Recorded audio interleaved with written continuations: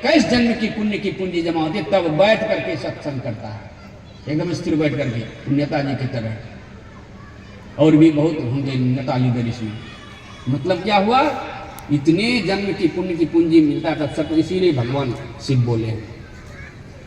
अब आगे बोले हैं, धर्म परायण सोई कुल त्राता, अपने कुल का त्राण चाहते हैं, भला चाहते हैं तो धर्म परायण हो जाइए।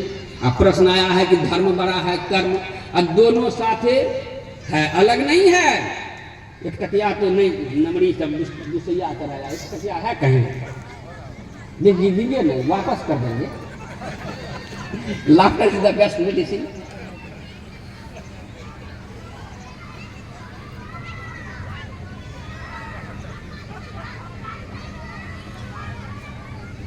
एक बगल में क्या लिखा था, एक बगल है ना, अशोक स्तंभ का चिन्ह है। दोनों जुड़ा हुआ तब चलता है, उखाड़ दीजिएगा तो चलेगा। कर्म से धर्म को निकाल लीजिए तो अधर्म होगा कि नहीं होगा। लेकिन प्रश्न पूछे हैं तो चलिए, अच्छा है कि धर्म बड़ा है या कर्म। रखिए आर्थिक बात याद रखेंगे से तो मैं लेके ही जाऊंगा। उसी पर तो मेरा महत्व बन रहा है आश्रम गुरु महाराज का। क्या है यहाँ धर्म। मेरे तरफ एक बच्ची सबसे 5 वर्ष से लेकर के 14 वर्ष की बच्ची तब एक पूजा आती व्रत करती है, कर्मा धर्मा। इधर होता कि नहीं होता है कर्मा धर्मा, तो अपने बच्ची को जरूर सिखाइए। अब लड़का नहीं करता है, लड़की। देखिए कितना मार्मिक प्राचीन पूजा है।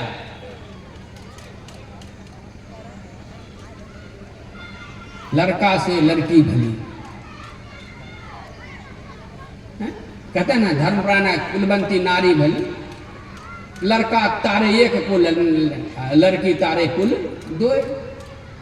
अगर बच्चे से उसका कर्म धर्म से जुड़ जाएगा, पिता के कुल को भी तारेगी, पति के कुल को भी तारेगी। इसलिए कुमारी लड़की को विवाह में आता, मैं विवाह करवाता हूं, दुहिता शब्द आता है कुमारी लड़की के लिए, दुहिता, जो दोनों कुलों के हित करे।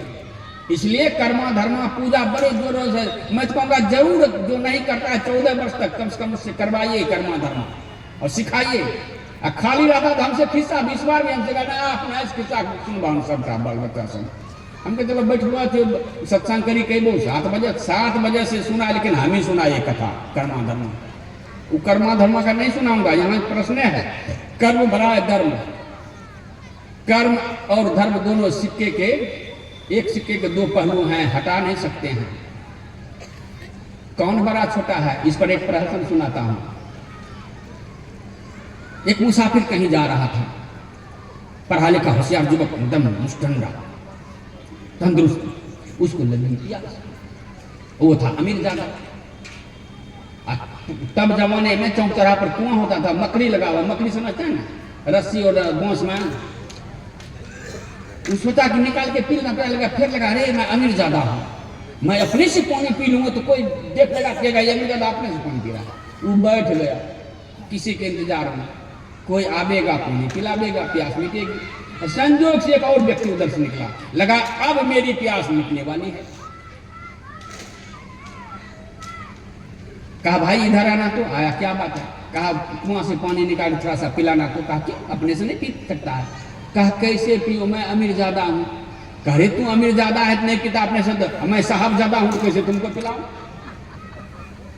अच्छा तो मैं अमीर ज्यादा, तुम साहब ज्यादा, दोनों ज्यादा काम हो तब ना। अच्छा बैठो, कोई तीसरा आवेगा। एक और उधर से व्यक्ति निकला, अभी दोनों को लगा कर प्यास मिटने वाली है।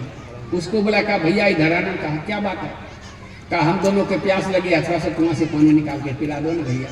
कहा क्यों पिलाओ, हाथ गोड़ सलामत है, पी लो अपने से। कहा कैसे पीऊँ, मैं अमीर ज्यादा हूँ, ये साहब ज्यादा है। कहा तू अमीर ज्यादा, ये साहब ज्यादा, मैं नवाब ज्यादा हूँ। अरे आप जो आता है सब ज्यादा आता है। कच्चा बढ़ जा, कोई चौथा आवेगा तो पिलावेगा। संजोग से एक चौथा व्यक्ति निकला, हाथ में इतना बड़ा डंडा, कपाल में गमछा का मुरट्ठा और लुंगी ऐसे समेट कर खड़ा बंधा हुआ चले आ रहा था, एकदम लेफ्ट राइट। लगा हाँ एक काम लगता है, हम तीनों तो ज्यादा है। उसको बोला भैया इधर आना। गया, क्या बात है। कहा हम तीनों को प्यास लगी है, पानी निकाल के पिलाओ। अब सोचा है कम है तो उसको थोड़ा सा प्यार से निकाल पानी निकाल के पिलाओ। तो क्यों पिलाऊं? हाथ गोर नहीं दिया है भगवान ने? कहा दिया तो है लेकिन मजबूरी है। कहा क्या मजबूरी है? कहा मैं अमीर ज्यादा हूँ, ये साहब ज्यादा है, वो नवाब ज्यादा है। कैसे अपने से पूछ? कहा तू अमीर ज्यादा है, ये साहब ज्यादा है, वो नवाब, मैं हराम ज्यादा हूँ। तीनों डर के बोले। आज राजनीति में वही हो रहा है, बढ़िया बढ़िया तो हार जाता है, उससे तो अभी नहीं उधर जाऊंगा। तो कम बेस नहीं है, कर्म और धर्म में किसी को कम किसी को बेस। अब देखिएगा कर्म धर्म कौन बड़ा कौन छोटा ना मिलाता है। पिता का धर्म क्या है, माता का धर्म क्या है? आगे धर्म का पालन नहीं करेंगे, पुत्र के लिए कर्म नहीं करेंगे, पुत्र के लिए तो अधर्मी होंगे। क्या धर्म है? माता शत्रु पिता बैरी, यह न बालो न पाठित ना शोभते सभा मध्य, हंस मध्य बकोय था। मैं कह रहा हूं कि पंडित चाणक्य भारत के प्रसिद्ध राजनीतिक आचार्य हैं, वे कह रहे हैं माता पिता बैरी और शत्रु तुल्य है जो अपने बच्चे को पढ़ाता नहीं है। हमारे स्वतंत्र भारत के संविधान निर्माता पूज्य डॉक्टर भीमराव अंबेडकर जी का जोरदार भाषण है। शिक्षा वो शेरनी का दूध है, जो पिएगा सिंह की तरह दहाड़ेगा, जो नहीं पिएगा जानवर की तरह आवाज करेगा, क्योंकि ज्ञान नहीं ना पशु भी समाना। तो पिता और माता का क्या धर्म हुआ? बच्चे को पढ़ाना, लेकिन इसके लिए कर्म करना पड़ेगा नहीं करना पड़ेगा? अभी कौन सुना रहे थे वहां डेरा पर कि एक आदमी था ना, वो दुकानदारी करता है बच्चे को कोटा में। अभी आदमी ही हमको सुना रहा था कि दोनों जी मजदूरी करके बच्चे को, छोटा मोटा दुकान है, बच्चे को कोटा में पढ़ा रहा है। हाँ, हरिहर बाबा देखिए, आप ही सुना रहे थे। देखिए तब बोलिए बोलिए, यही प्रत्यक्ष प्रमाण है। तो कर्म क्या ना बच्चे के लिए? मजदूरी कर रहा है, मेहनत कर रहा है, दुकानदारी कर रहा है, कर्म हुआ करना। और धर्म है कि पुत्र को पढ़ाना, बढ़िया शिक्षा देना, उत्तम शिक्षा देना। तो कर्म धर्म दोनों अलग हुआ के हुआ? अब कौन बड़ा कौन छोटा, को बड़ छोट कहता अपराधी? कर्म और धर्म दोनों अलग नहीं है, एक सिक्के के दो पहलू हैं। अब आइए, पत्नी का क्या धर्म है? अभी धर्म में पाती बात धर्म नहीं है ये। उसके लिए कर्म भी करती है, पति की सेवा करती है, भोजन बनाती है, कपड़े धोती है, आज्ञा का पालन करती है। कर्म हुआ नहीं हुआ? धर्म है पतिवर्त धर्म। तो कर्म धर्म दोनों अलग है। वैसे नहीं कर्मा धर्मा ऋषि की चलाई हुई परब है बच्चे के लिए, कर्मा धर्मा। और उसमें भाई को खड़ा किया जाता है। तो पहले जंगलात एरिया था, जंगल में पूजा करेंगे, महान तपस्या करेंगे कि जानवरों से रक्षा के लिए भाई तीर धनुष लेकर के इधर भी घूमता है ना, हमारी तरफ घुमाता है। भाई बहन का रिश्ता देखिए कर्मा धर्म से शुरू होता है। बहन का भी धर्म है, कुल की मर्यादा के लिए पूजा करना, धर्म के पालन के लिए कर्म कर रही है, वो उपवास कर ले दिन भर। अब भाई उसका तीर धनुष लेकर रक्षा करता है। आओ कौन जानवर बाघ सिंह घेरा घूमते रहता है। ये धर्म है, कर्म के साथ धर्म जुड़ा हुआ है। तो पत्नी का धर्म है पति की सेवा करना। आप पति का क्या धर्म है? नौकरी करो, मजदूरी करो, कि किसानी करो, बिजनेस करो, कमा धमा करके HMO के हाथ में, HMO माने house management officer, HMO house management officer, गृह प्रबंधनाधिकारी। नारी कौन है आप? गृह प्रबंधनाधिकारी हैं। हिंदी में तो HMO हाउस मैनेजमेंट ऑफिसर हैं आप। कम नहीं, अपने को कम मत करिए। मैं कहानी सुना दिया, कोई किसी से कम नहीं। पति का धर्म है कमा के पत्नी को देना, अब पत्नी का धर्म है पति की सेवा करना। और जो नेता जीत लेता है उसका क्या धर्म है? एक बार मौका दीजिए, 5 साल सेवा करेंगे, भले अपने धर्म से च्युत हो जाए, बस उधर एकदम शराब और शबाब में मस्त रहे, वो अलग बात है। लेकिन उसका धर्म है जो जनता उसको वोट दिया है, अधिकार दिया है, अपना मत दे दिया है, या बेमत होने के लिए सब अपने अपने धर्म का पालन करें। और धर्म के पालन के लिए उसको कर्म करना पड़ेगा। वैसा गृहस्थ का कर्म है, गृहस्थ का धर्म है अन्न को उपजाना। धन्यो गृहस्थ आश्रम है। यदि वो किसानी नहीं करता है, अन्न नहीं उपजाता है, वो अपने धर्म से च्युत हो जाता है। वैद्य का काम है इलाज करना। लोग उंगली उठाते हैं श्री राम की तरफ, लेकिन वो धर्म की रक्षा किए थे जो वैद्य को मारे थे। लोग कह रहे नहीं शूद्र को मार दिया था, नहीं, वो राजवैद्य था, पर ये का तो वो राजवैद्य था। बीमार चल रहा था, वो चला गया तपस्या करने के लिए, उसका धर्म था अपना धर्म। आप वैद्यगिरी कीजिए, इलाज कीजिए। एक और मेरे आज भजन वेद लिए हैं एक डॉक्टर का, हम तो डॉक्टर थे अपना सदाचार पालन के संपत्ति जरिए कना कना जगह डॉक्टर और चलेगा, आप ईमानदारी से कीजिए। उसका धर्म था इलाज करना, रोग का निदान करना, छोड़ छाड़ दे, वो जो रोगी था मर गया, इसलिए उसको मारे थे। नहीं जानने के कारण उंगली उठाते हैं, मर्यादा पुरुषोत्तम से शूद्र को मार दिया, शूद्र को मारा था। सबरी के हाथ का जूठा खाया था, गिद्ध को गोद में लेके रोया था, कोल भील को साथ में लेके, चाहते तो चक्रवर्ती सम्राट का बेटा नौता देता कि सीता का हरण हुआ, दौड़ो तो सब हथियार लेके दौड़ते, लेकिन नहीं, किसी को जानकारी ना, और उसी आदिवासी को साथ लेकर के लंका पर विजय किए हैं।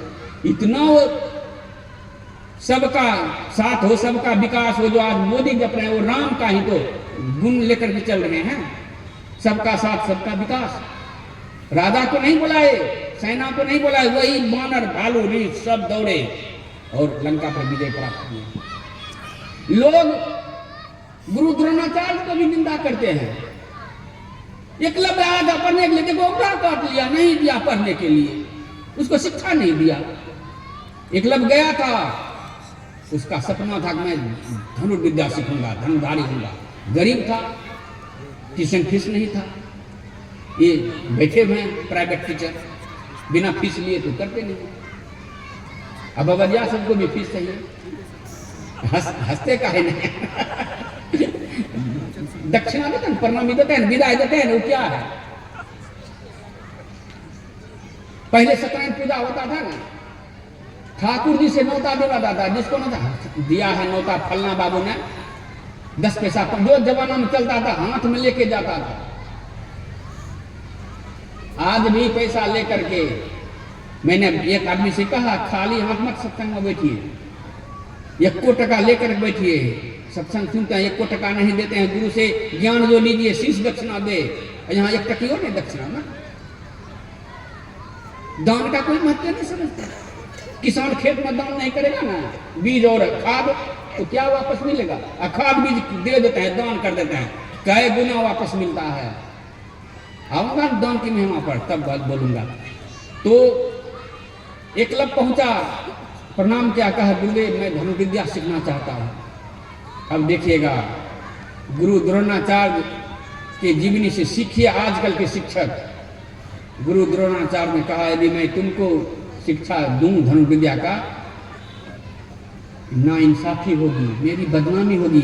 मैं राजगुरु हूं और राजपुत्रों को पढ़ा तो वेतन में उनसे लेता हूं, तुमको कैसे पढ़ाऊं? और आज देखिए ना सरकारी टीचर, सरकारी शिक्षक है ना, वेतन सरकार से लेता है फ्री में पढ़ाने के लिए, और वो अलग से वो ट्यूशन भी खोल के रखा है, अकादमी सब खोल के रखा है।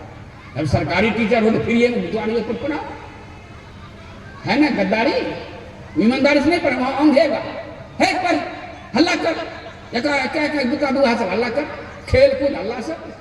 जो ईमानदारी से पढ़ाता है उसकी प्रतिष्ठा आज भी है। वो ईमानदारी से, इससे सीखना चाहिए सब शिक्षक को। प्राइवेट तो भी फीस लेता है, प्राइवेट वाला सब ईमानदारी से पढ़ाता है, तभी उसका चलता है। इसकी कहा मैं अगर तुमको गद्दारी हो जाएगा मेरे पद से, क्योंकि मैं राजगुरु हूं और राजपुत्र, तुम बेटा राजपुत्र तो हो नहीं, कैसे तुमको पढ़ा, मेरी निंदा होगी। तू अपने गुरु की निंदा चाहता है? नहीं गुरुदेव, अच्छा गुरुदेव मैं तो आपका दर्शन किया, मने मन आपको गुरु मान लिया, आप शिष्य मान लिया, न मान लिया, तो चला गया जंगल। लोगों को पता नहीं मूर्ति पूजा कब से शुरू हुआ है, और मूर्ति पूजा का कारण क्या है ये भी नहीं पता है। मिट्टी की मूर्ति बना ली,